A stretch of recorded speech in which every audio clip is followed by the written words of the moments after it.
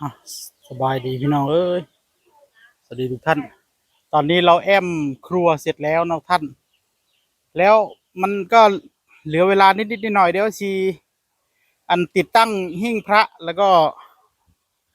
เอานิมนต์พระขึ้นหิ้งเนาะแต่ถ้าเป็นพ่อนิดเนี่ยแกจะมีฤกษ์มียามของแกนะแต่ว่าพ่อนิดเนี่ยแก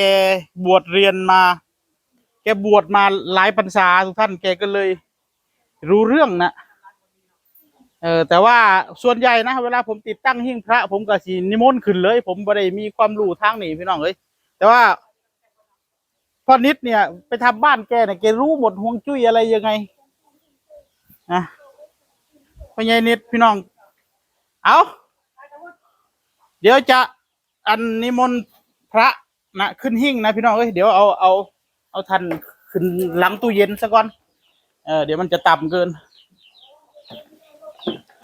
โอเคตอนนี้อยู่หลังตู้เย็นแล้วเดี๋ยวให้ป้านงเนี่ยชี้จุดนะที่จะเอาไว้หิ้งพระอยู่ไสบ้านของป้านงนี่คือเพื่อหันหน้าพระทักษิณเนาะตะวันออกอยู่ไหนทิศตะวันออกพระอาทิตย์ขึ้นมองไหนทางนี้มั้งทางนี้บ่มั่งอีกทางนี้แหละทางนี้นะเออตกอยู่นี่เนาะตกเนาะนี่กำลังตกอยู่นี่อยู่พี่พระอาทิตย์ขึ้นนี้ตกพุ่นแล้วที่นี่อันพระนี่เวลาเรา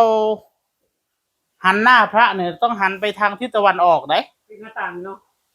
แล้วที่นี่อัน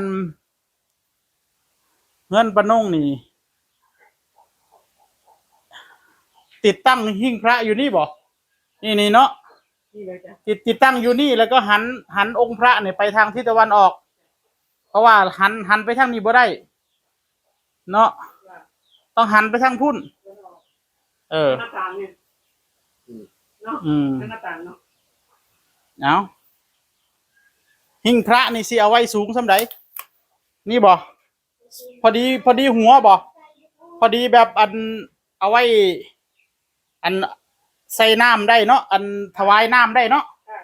ถวายน้ำใส่แก้วยังได้เนาะ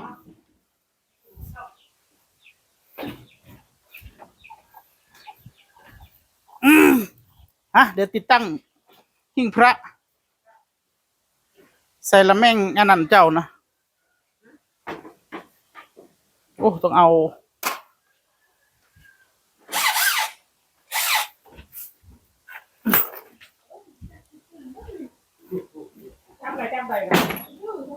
นี่นะท่านปนงเอาอยู่พี่เนาะ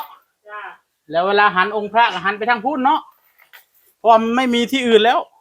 ถ้าจะติดตรงโน้นกับใต้เท้าคือนอนอยู่ป่ะเวลานอนหันหัวกันนี่นอนเวลานอนตรงนี้เอาเวลานอนจังไหนเอาเบิ้งยับออกมึงดูอย่าให้ปนงเบิ้งนี่เวลาเจ้านอนเจ้าหันหัวไปทางเทิงคุณบ่เวลานอนหันหัวไปข้างบน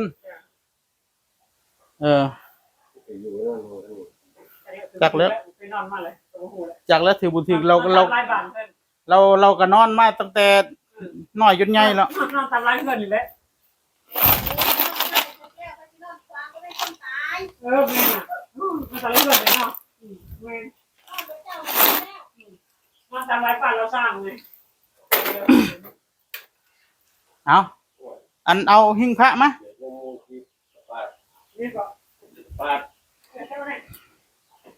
เอาไว้นี่พี่น้องเอ้ย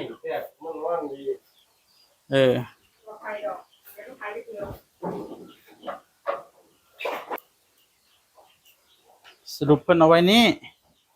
หิ้งพระประมาณไหนนี่บ่สูงโพดสิเอาให้มันถึงแม่นบ่นี่บ่ยังสูงอีกบ่ฮะเอาลงอีกซ้ำนี่บ่เอาลองเบิ่งมักซ้ำได้อยู่บ่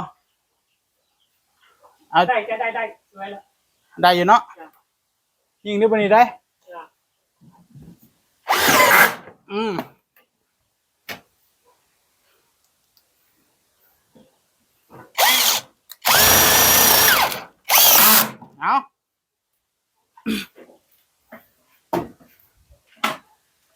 นี่บ่จังซี่บ่ เกินขันน้ำด้วยกันเนี่ย เอาปนุ่งจับองค์พระมาแล้วบ่เอาเราจับมาแล้วก็เอาตะวุธเอาคืนให้เพิ่นเด้มันเป็นมายิ่งเพิ่นจับพระบ่ได้ถ้าตามหลักอะนะเอาสาธุสาธุเอาขอให้ร่ำรวยอยู่ดีมีสุขหันไปทางพุ่นบัดนี้นิมนต์นิมนต์ขึ้นหิ้งพระหันไปทางพุ่นจังซี่หันจังซี่หันจังซี่นี่บ่ทิศตะวันออกอยู่ที่เนาะ ขันน้ำมันเป็น อันนี้ได้จังไดนี่จังซี่บ่อันนี้เขา เสียงเลย อันนี้เขาเอาไว้ข้างหน้าบ่หรือจังได ตั้งนาน ฮะ ตั้ง จั นาง น ซี่บ่ นี่กำลังเดินรถขนาพาเกี่ยนเนาะจังซี่บ่ อันนี้ก็ แก้วน้ เจ้าน้ำนี่มันเอาจังซี่บ่เอา ำสวยงาม ปวดไม่คำมากกว่า นิมนต์องค์พระนะขึ้นหิ้งแล้วทุกท่าน แล้วทีนี้อันทุกวันพระเด้อ จ้า ทุกวันพระเอาน้ำถวายเพิ่นได้เอาน้ำถวาย ได้พ่อจะบ่ได้พ่อจะบ่ได้ไปเนี่ยเนี่ยพ่อจะบ่เนี่ย มีทองเนาะ นี่แม่ เป็นทอง นี่หยังงูนี่น่ะ ทุกปีแล้วนี่ เป็นทอง เงิน เงิน จะไปดีไหม ทองก็ดี เดี๋ยว ตัว ก็ได้เห็นด้วย เอาอันพายันเด้พายันเอาขึ้นไป เอาพายันขึ้นไป เพื่อนน่ะ อันนี้เราท่านหิ้งพระก็ป้านงบอกให้เอาไว้เลยหัวนิดนึงนะฮะแต่ว่าห้ามเอาอะไรมาห้อยเหนือองค์พระเด้บอกว่าสิเป็นรูป หรืออย่างก็ตามอย่าห้อยสูงกว่าเพราะพระในสูงสุดแล้วเอาวางไว้เทิงพุ่นก็ได้เอาวางไว้เทิงพุ่นแล้วเอาไว้ข้างหลังก็ได้ตัวเอาเรียบร้อยเอาอยู่เย็นเป็นสุขติดตั้งให้แล้วบัดนี้ผู้ใหญ่ใจดีเพิ่นก็ได้บุญหลายพี่น้องเอ้ยงามเนาะอันนี้เนาะหิ้งพระนี่ดีหันไปทางทิศตะวันออกได้ทุกท่านนี่หน้าต่างนี่คือทิศตะวันออกนี่หน้าต่างนี่ก็เลยหันองค์พระนี่มาทางหน้าต่างหน้าต่างก็เปิดข้างไว้ได้ตลอดเนาะ เขาว่าขึ้นดอกคือพวกนี้แหละ ถ้าคนจะปีนขึ้นมาได้เนี่ยหัวมันต้องมุดเขาได้ก่อนแต่ว่าหัวคนมันใหญ่นอกจากเป็นหัวเด็กน้อยเกิดนี่อาจจะมุดได้อยู่